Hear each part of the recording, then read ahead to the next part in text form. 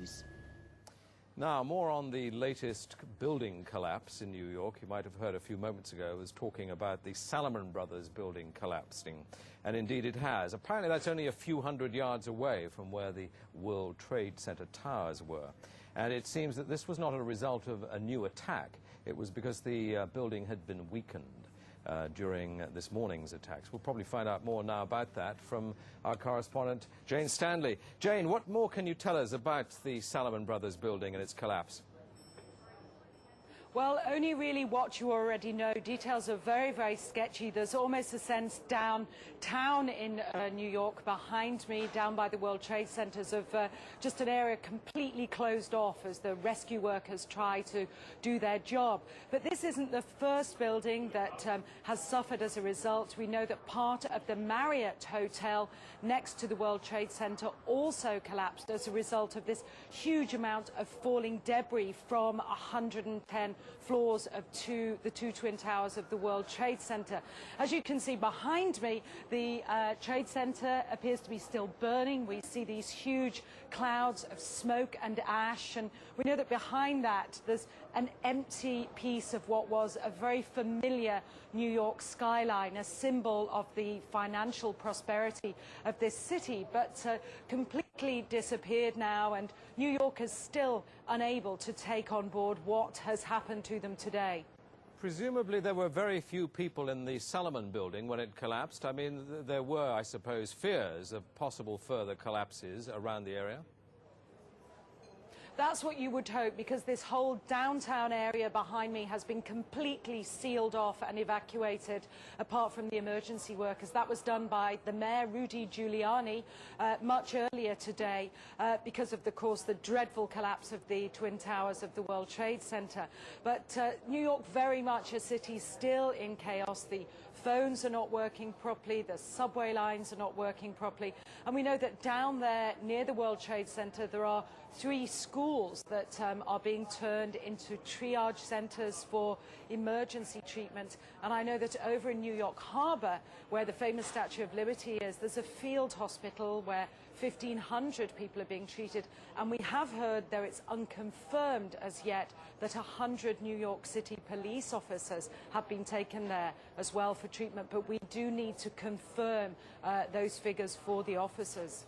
It's now, what, some 8 hours since the attacks. Is there any estimate yet available of the number of casualties in the World Trade Center?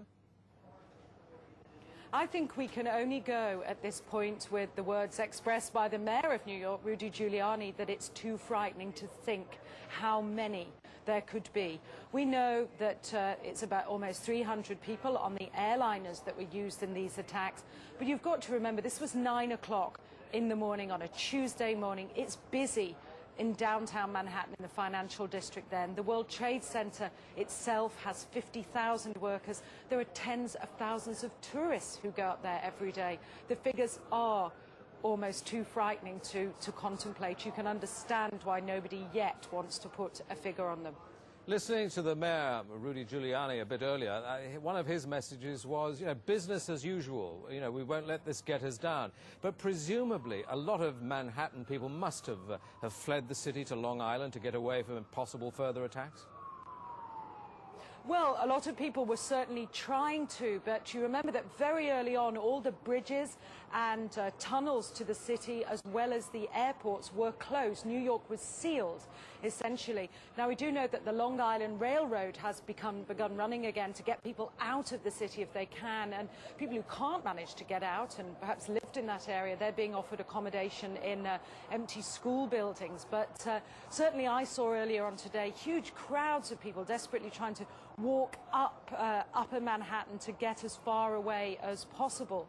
I think nobody really knows how to go or where to go, and you have to remember, even now, I don't think people can sink in to people what's happened. We haven't for the past hour or so heard much from the people of Manhattan. You're with them there. I mean, what are they saying tonight after this catastrophic attack?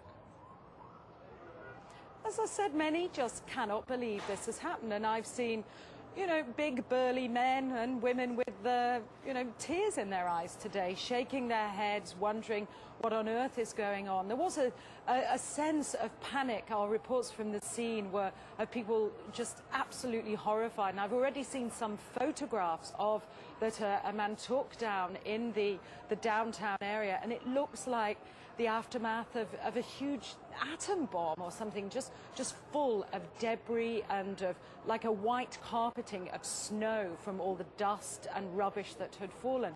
I don't think people can comprehend. They certainly have lost any feeling of safety.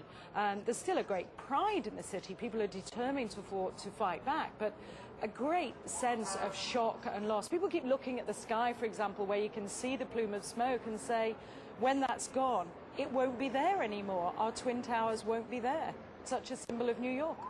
Are they talking yet about revenge and what the government should do to counter this threat, or are they numb still?